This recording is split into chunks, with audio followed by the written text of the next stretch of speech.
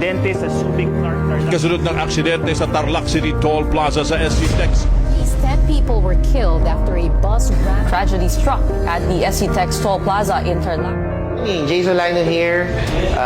We are now witnessing a contract signing between OVI and Brother Jerry Tuason. Sa mga hindi nakakaalam kay Brother Jerry Tuason, siya po yung one survivor na nagkaroon ng accident last May 1, 2025. Today is the contract signing para maging OVI ambassador si Sir Jerry Tuason.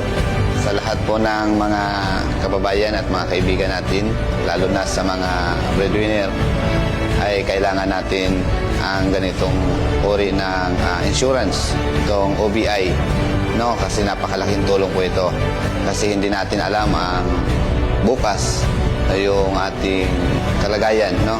So, dapat maging handa tayo at magkaroon tayo ng preparation. Mawala man tayo, napaghanda natin doon sa ating mga mahal sa buhay na maiiwan.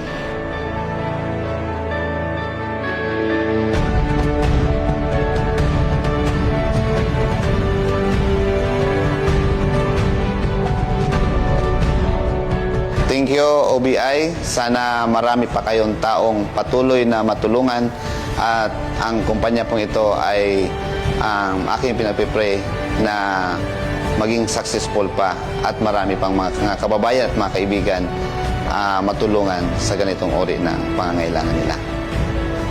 God bless po sa company.